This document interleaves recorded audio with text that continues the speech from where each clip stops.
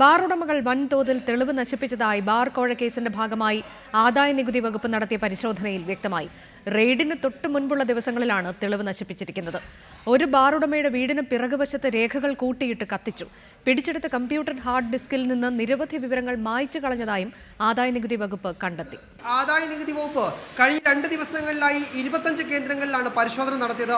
Elegance bar ഉടമയുടെ വീടുകളിലും 9 ബാറുകളിലുമാണ് പ്രധാനമായും പരിശോധന നടന്നത്. കൂടാതെ എലഗൻസിന്റെ പാർട്ട്ണർമാരുടെ വീടുകളിലും പരിശോധന നടന്നു. തെളിവ് നശിപ്പിക്കാൻ ബോധപൂർവമായ ശ്രമം റെയ്ഡിന് തൊട്ടുമുമ്പുള്ള ദിവസങ്ങളിൽ നടന്നിട്ടുണ്ടെന്ന് ആദായനികുതി വകുപ്പിന് വിവരം ലഭിച്ചു. ഒരു ബാറുടമയുടെ വീടിന്റെ പിന്നാമ്പുറത്തായി രേഖകൾ കൂട്ടിയിട്ട് കത്തിച്ചിരുന്നു. റെയ്ഡിന് തൊട്ടുമുമ്പുള്ള ദിവസമാണ് ഇത് നടന്നത്. പാതി കത്തിയ രേഖകൾ ആദായനികുതി വകുപ്പ് ഇവിടെ ഒന്നും ശേഖരിച്ചു. പിടിച്ചെടുത്ത കമ്പ്യൂട്ടർ ഹാർഡ് ഡിസ്കിൽ നിന്നും വിവരങ്ങൾ മായ്ച്ചു കളഞ്ഞിട്ടുണ്ട്.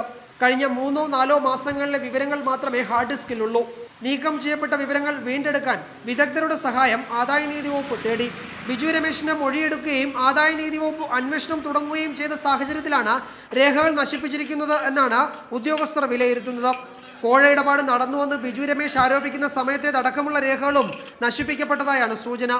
എലഗൻസ് ബാർ ഉടമയുടെ കണക്കിൽപ്പെടാത്ത നിക്ഷേപങ്ങൾ സംബന്ധിച്ച വിവരം ആദായനികുതി വകുപ്പിന് ലഭിച്ചിട്ടുണ്ട്. റിപ്പോർട്ടർ, കൊച്ചി.